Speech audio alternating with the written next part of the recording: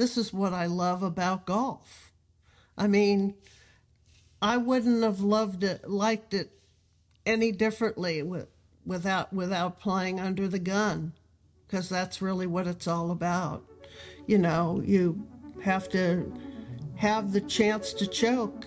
God bless Fuzzy Zeller. It's what it's really all about. What makes a U.S. Women's Open at Riviera so special, so important? Like, why does it matter? What's cool about this place? What is the character of this golf tournament and this golf course? We have the perfect person to help us out. My name is Dylan Dethier. This is the Drop Zone. And coming on next is Amy Alcott, who has won just about everything, including this championship. She also was born in Southern California, conveniently just a few minutes away from Riviera. She is everything, not just a winning Golf Hall of Famer, 5-time major champion, 30-time, 29-time LPGA winner. She's also a member at Riviera. She won this golf tournament in 1980 by a million shots, the U.S. Women's Open. She has since been a writer, a golf coach, a course architect. She's everywhere. She is also just delightful. I mean, she was a creative golfer, and that comes through in the way she talks about the game. So here is the Hall of Famer herself, Amy Alcott. Could you take us to the beginning of you and Riviera? Because I know you grew up nearby. I know you have a relationship with the course that started at a young age that involves movie stars and maybe sneaking on there. I'm not sure if you were always officially supposed to be there. Tell me about you and Riviera. Well, I learned how to play golf indoors hitting into a net at a place called Walter Keller's Golf School here in Los Angeles, 2138 Westwood Boulevard. Walter was one of the first golf discounters, I think, in the United States. He owned a driving range in Chicago, and he was pretty much from the age of 10 when my mother walked me in there one day. She wasn't a golfer, neither of my parents were. Walked me in there, and I met Walter. He saw my little swing on an indoor net, and he told my mom he'd like to give me lessons, that I was a little racehorse. And she bought me 6 lessons for $36. And I went in there at least once a week for a golf lesson. Now, Walter was a member at Riviera, which was like living in high cotton. Riviera Country Club, an actual golf course, an actual 18-hole course for a kid who really turned her front yard into the Alcott Golf and Country Club. So Walter, about once a year, twice a year maybe, would invite me out to play Riviera when I was younger, and I'd wait outside for him to pick me up in his car, and I'd have my size 5 shoes all cleaned up and my scrubbed golf clubs, and it was just appeared like a monolith to me, and this big golf course. And so that's how it really all started, was, being aware of what Riviera kind of was. And then as I got older, I started winning all these tournaments and needed a place to play. And over time, and Walter went to the former owners and said, I got this gal who's better than all the boys that are members there. Her parent, can't we do something? And so my parents bought me a membership. The Hathaway family allowed me to practice out there for $50 a month. And pretty much I was there all the time. And that's really my story. When I wasn't there, before that even happened, I would come over and put my clubs sometimes in the off the first hole in the bushes and come on and sneak on and hit a few balls. But it sure was nice when I was 15 to become a junior member there. That's And that's fantastic. really how it all started. That opened up so many relationships with so many people that I met and all the movie stars I met. It was just amazing. Yeah. So, and can you take me through, Amy, your backyard golf course, Alcott Country Club? Is that what you guys called it? Oh, And yeah, then, the Alcott Golf and Country Club. I was a little entrepreneur. Uh, I didn't have a place to play before Riviera, and I used to wait in line at all the public golf courses for hours and hours here around LA, and play all the short little par threes, and that's how I really developed my short game. And we pretty much, you know, I mean that I just love the game so much. So I used to chip out of the ivy, and my dad built a sand trap in the front yard, and we used to go down to the lumber company and keep filling it up with sand because I'd hit so many balls, the sand would go on the concrete and on the sidewalk, and I put Campbell's soup cans in the can and putted into the dichondra grass, and then we built a net out in the back with a mirror, so I could see my swing. As much as I love all the newfangled stuff, Trackmaster, on and on and on, there's nothing like hitting in front of a mirror. It's right there in front of you to see your golf swing. And I could learn to play by feel that way. And then I gave out membership cards. I had, with the logo. And there was always funny stories about little Amy when my parents would have, you know, adults over on Saturday night for cocktails or something. I would be there asking for somebody's membership card and their number, and they'd get a bill at the end of the month. So beyond just being a golfer, a little golfer, my mother, of course, told me to go get lost, that you can't be charging Dr. Hart for a gin and tonic, So I was put to bed pretty early, but, I had my own little golf course and, chipping and putting over roses and, you know, um, those, funny enough, here you're sitting here talking to a World Golf Hall of Famer. When I think back, those were really the good days. that's fantastic. Yeah. Well, and it's such a striking contrast to then, you know, a few minutes down the road, I guess, Riviera being there, which was then and is still now, is like such an iconic venue in the world of golf. And who were some of the types of people that you would see there? I know Dean Martin was involved in your early sponsorship. Yeah, when I was going to go out on the tour, Dean was nice enough to be one of my sponsors. It gave me $1,000. I had 15 sponsors. It gave me $1,000, and I was supposed to play 35 events for that. I couldn't begin to play 2 or 3 events for that now. Right. But there was a group of very nice people at Riviera who, Dean Martin, Glenn Campbell, there were just so many people. I used to putt with Rita Hayworth on the upper putting green. I didn't even know it was her. Jim Backus, the voice of Mr. Magoo. The list just kind of goes on. Peter Falk, who was Columbo. You would always be running into, famous producers, directors, and, they were members there.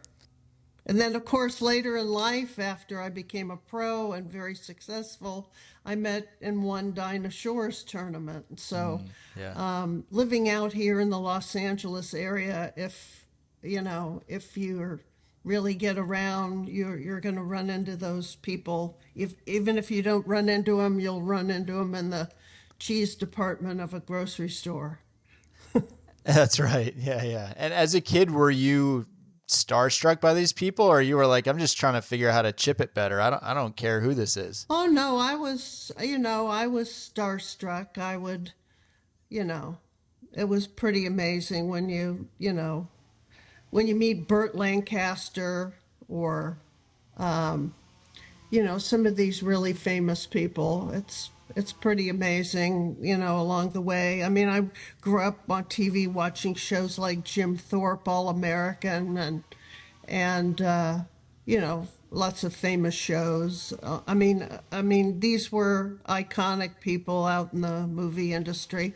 I played 9 holes with Sandy Koufax down at La Costa. Oh, cool. Didn't Yeah. even know who it was. And then, of course, when I was 10 and I became just learning to play, I became a big Dodger fan. I knew every Dodger when my dad would take me to the games with my brother. So you're always still starstruck. That's so cool. I mean, you've approached the game from so many different perspectives, not just as a Hall of Fame player, but you've coached golf. You've worked as a course architect. You are of golf in so many ways. What does it mean for this tournament to be coming to this golf course? What does it mean for like such a monument of the women's game to be going to such a cathedral of golf? Well, the USGA has made a real concerted effort in the last years, and I give them a lot of credit on putting the women's open on just as good a quality courses as the men play. Pebble Beach, Oakmont, now Riviera. I mean, there's on and on. So, this, I wish this would have happened 20 years earlier for me personally. I would have loved to have done that, but I have a role as an ambassador, and I'm excited about that. I'll be greeting people on Sunday as they come off of the 18, and I'm not sneaking under the fence anymore. I think it's great where women's golf is and where it's going. It's really turned into a global sport in so many ways, and it's great. It will be really interesting to see the scores that'll be shot because, of course, the USGA does not want you tearing up Riviera Country Club. They like even par to win the tournaments. That was the same way with the guys at LA Country Club a few Yeah. years ago. Yeah, yeah, of course. And so many of the guys when they play the PGA Tour event there, they come away saying, "Oh, that's, if it's not their favorite course, it's certainly top 3 that they play all year." Like, why is that for someone that hasn't spent a lot of time there? What, architecturally, what makes the golf course so special? We know there's not a lot of water there. It's not that, yeah, there's these like cliffside views. I guess there sort of are in reverse, but what is it that makes Riviera such a cool place to play? Well, I think Riviera is, really down in a canyon. It's very close to the ocean. So, the holes that in the afternoon that you play towards the ocean can be very long. It's like playing 2 different golf courses in the morning versus the afternoon. It has a great variety of holes. Of course, number 10 still remains my favorite short par 3 in the world. I'm sorry, par 4 in the world. Totally goes against a man or a woman's ego to play that hole. Ran into somebody recently who was going to play their practice round and told him to play the hole number 10 conservatively and going at the green, it might not necessarily be the right choice. But Riviera just, it has, it's tree lined. It's got left to right holes and right to left holes. It's got long par 3s and short par 3s.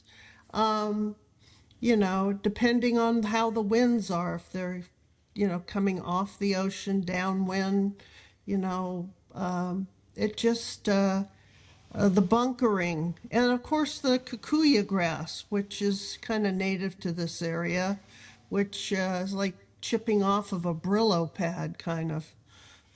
It's very, you can get a perfect lie. Can get an absolutely perfect lie in the fairways.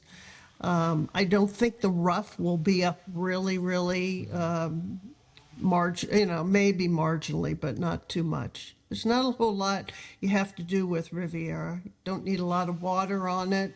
So Yeah, it should really test these gals. That's for sure. It'll be fun to see. You mentioned number 10. Are there any other holes that you're excited to watch them take on? I mean, I know that the scene behind 18 is one of the great spots in all of golf. Is there anywhere else that you're curious to watch them tackle? Well, of course, number one, for example, that kind of iconic hole from the clubhouse that over the years, the guys hit like hybrid clubs off the tee and an 8 or 9 iron to a par five. That hole has changed over the years, and now the gals hit it so far. I wouldn't, I'm not totally figure many of them will get there in two. It's kind of an interesting hole to start off with. I Yeah. like the idea as a designer of starting off with a hole that gives you, a chance to make a birdie. Because then you move on to number two, which will probably usually plays into the wind and it plays uphill and it's a hell of a par four. And then you just kind of meander around. I mean, all the holes are good. I think number seven is a great hole. It's a small little green, and you got to hit a good drive on that hole. The green, I think, has gotten a little too small, and it's very shaved down, a la, more like a Donald Ross Pinehursty look where, brings the putter into play off the sides of the greens now because the green's so narrow and you miss it and you've got all kinds of short shot options. So that's a good hole. But I think, it's a great golf course to gallery on. What's the specific pride that you have in having won the U.S. Women's Open, like that tournament above all the others? What are the characteristics that are required to be a champion? I lived a little girl's dream come true from that Alcott Golf and Country Club putting for M&Ms into soup cans and saying this was for the U.S. Open. As I've gotten older and watched many, many other players of some different generations, you hear things like I never got this far in my dreams, like Bubba Watson said. Well, I never thought I could or couldn't do something. I always thought I could do something. So for me, it was really living out a little girl's dream to come true. For me to win the Open in 1980 at a great Donald Ross course, sadly, that's no longer there, the original Richland Country Club. There is a Richland Country Club, and it's a quite good, good course. But I only played it one time many, many years ago. I don't know. I think, to win a U.S. Open, but to win like I did on the 18th hole in 105-degree weather with a 10-shot lead coming up 18 with having 25 players withdraw out of the U.S. Open that year because it was so hot. So, the joke around whoever finishes will win. It was just a different place and time in the history of, during my early generation. The 80s were very good years for me. And you probably weren't even born then. But anyway, they were some of my best years, and it's amazing to have your name, and I will always relish being a U.S. Open champion. There's no greater tournament in the world. Yeah, I mean, I was reading a little bit about your win and the tournament and the conditions that week. I mean, it was also in the midst of this was not exactly a surprise. I mean, this was just in the midst of a decade plus where you won just about everything. So I'm sure no one was surprised to see you with a big lead coming down that. But there does just seem to be an element of survival that exists in the U.S. Open. I don't think it'll be 105 at Riviera, hopefully for next week's tournament. The weather will be pretty nice. But there still seems to be that persistent element of all right, we really want you to have to go through it and see who emerges at the end. That's what it is. It's an examination. That's the term that's been heard before. It's not only physical and your talent and your ability to play all the shots in golf. It's holding yourself together. It's just that's what it takes to win. You can't let the course defeat. Don't let your mind really defeat you, because anything can happen. I mean, and it usually does.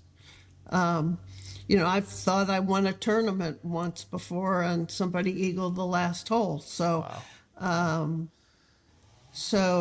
And I got in a playoff and I won, but you had to like recalibrate. So it is a survival test, and it's a test of everything you've got. And, you know, the golf gods, it's all really about preparation.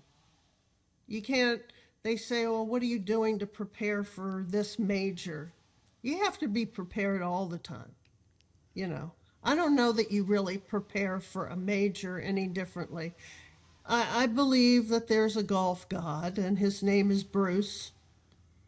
And the week before the U.S. Open, if you're hitting 60-degree flop shots from all over the greens, and being prepared for any kind of possibility, and in your heart and mind, when I do clinics, in your heart and mind, if you really don't feel like you're putting enough time into it, when you have that shot to play during the tournament, there's that element of doubt.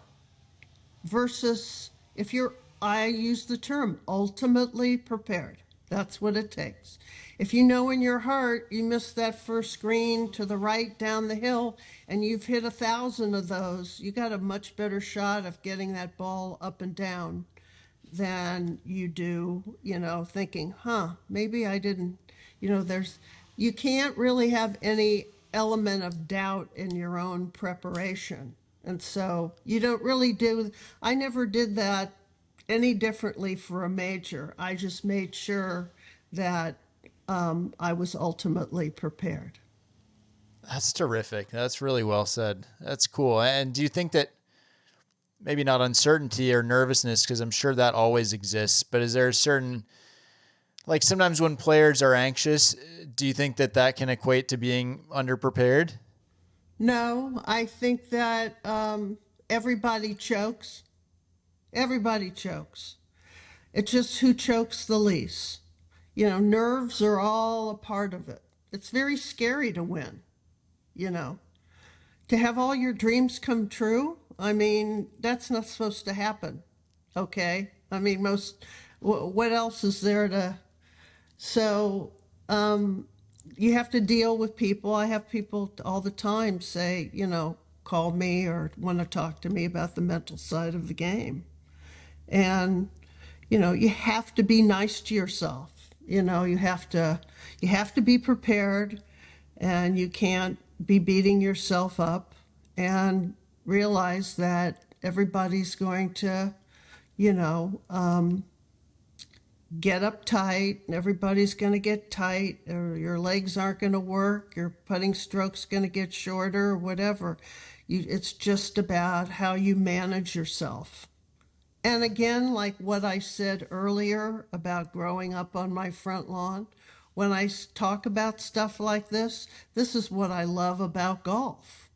I mean, I wouldn't have liked it any differently without playing under the gun, because that's really what it's all about. You have to have the chance to choke. God bless Fuzzy Zeller, It's what it's really all about. That's so great. Having that chance. Yeah, putting yourself there. Yeah. For it to matter, you have to get yourself there. Amy, what's the biggest difference you see between, the tour you played at your peak, around your win, and the tour that the women are playing on now? What's the biggest difference between those two versions of the LPGA Tour? Well, it's a big business now. It's global. I can remember when I was a rookie on the tour, the first Japanese player, and after my first year that came over was Chako Higuchi. Came over and won the 1976 LPGA Championship, the very first player. And you look at that, it's like she went back and changed the face of golf and women's golf, but golf in general in Japan. Now it's totally global. That opened up the Japanese, the Swedes, the English, the Australian, everybody. The women's game is, you look at college golf programs and they're all so many foreign players. And so you have that aspect to it that's different. And I think it's also needed, has been long needed, and great that the USGA has, started this developmental program to identify and help to create more great American players, because we kind of lost our way in that. I mean, a lot of these countries have more of almost a socialized form of identifying talent and training it, whether it's Sweden or Norway or on and on. They identify talent, and that's why the floodgates really open so much in women's golf. But yes, it's a big business, like everything. Like everything's changing. It's changing fast. Women are playing for more and more money. Obviously, the marketing is much better. There's more exposure. You don't have to look.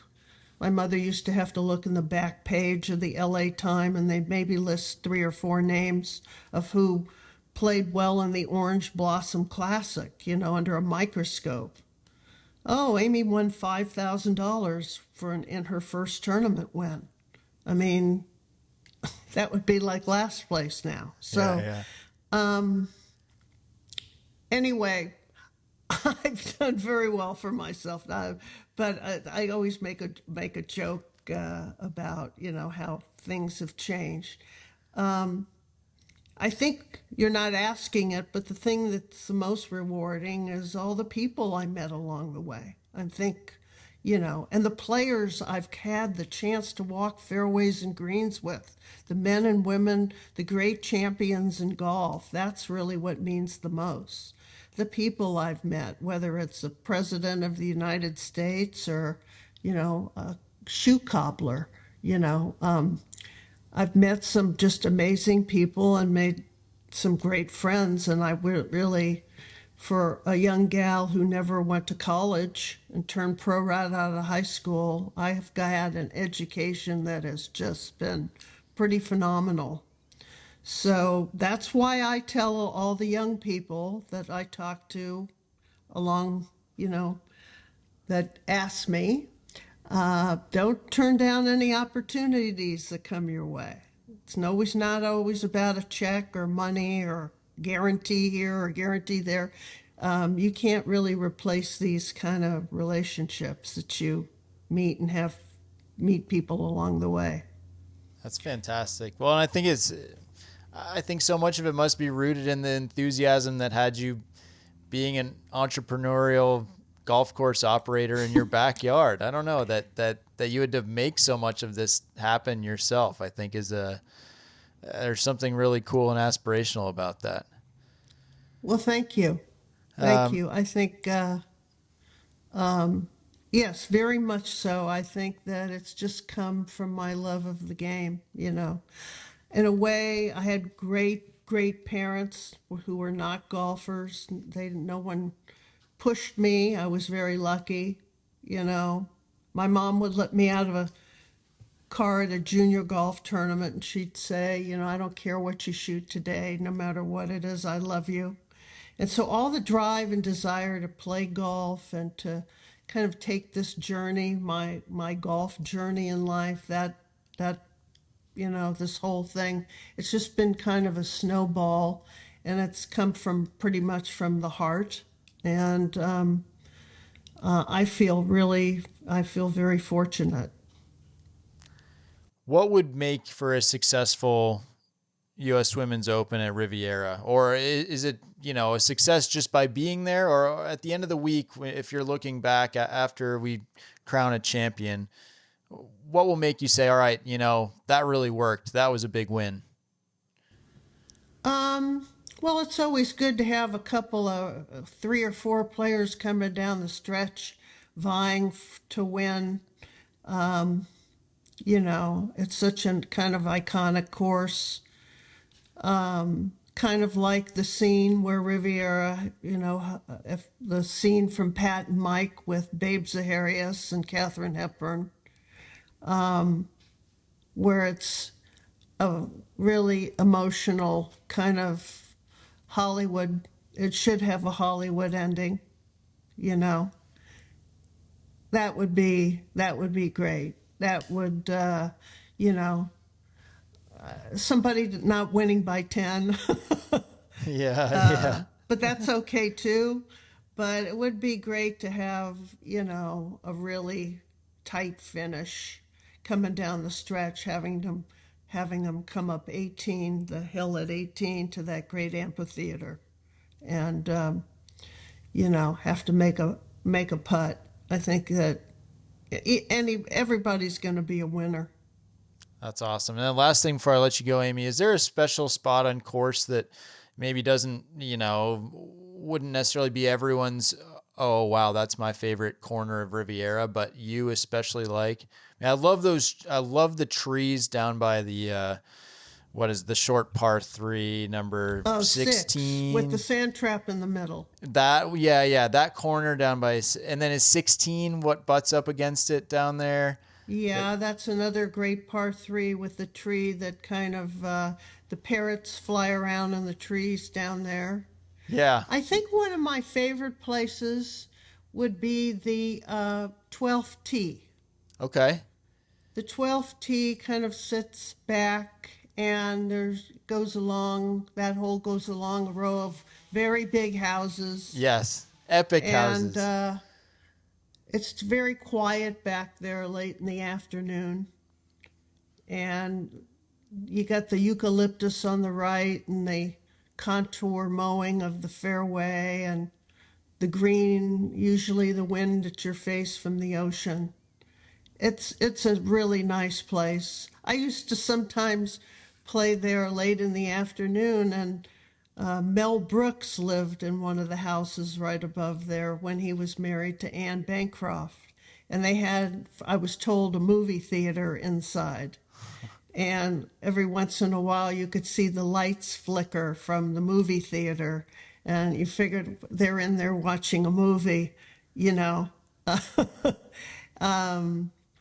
overlooking Riviera. I also had other friends, close friends, that lived on that hole that aren't there anymore. But yeah, I think there's something kind of neat about being down on the 12th tee and the 13th tee down in that kind of canyon. And you have to kind of create these shots around they're kind of mirrored by the eucalyptus, which makes the course so special. That's But great. George Thomas, he did a great job here in Southern California with so many golf courses. He and Billy Bell. And I love their kind of this old school design type of stuff, and I like to try to incorporate it into stuff that I work on when I have the opportunity in golf design. Yeah. Not to keep you longer than we promised we would, but are there elements of Riviera that then you've incorporated in your own work? Um, well, I like classic style courses, but I like the wow factor too. I don't like courses that are very one hole after another. It all was very boring and whatever. Um, you know, um, I like just different nuances, but more, tight fairways, tree lined, which is not so popular now, even though I like many courses that are tree lined, more open and stuff. A lot of, you know, Gil's work. I got to work with Gil down in Rio when we did the 2016 Yeah. Rio Olympic course. That was a great opportunity to work with him. And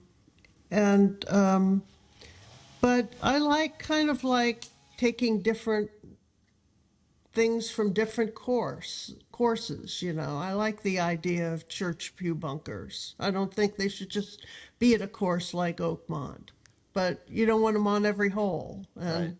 I like fairways. I mean greens with sand traps in the middle, but I don't want them on every hole.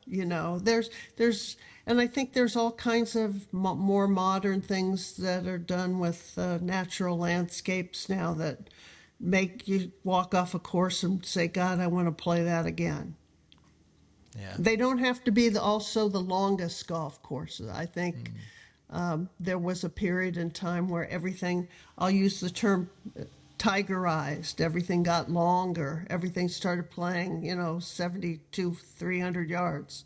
Some of the best courses I've played in my life are the shorter, even for the guys. So you want to be able to have all the shots, play all the shots. That's right. That's a good metaphor. It's a good way to leave it. Well, Amy, thank you so much for joining us. Thank you for taking the time. My pleasure. And we're looking forward to Riviera and watching all week.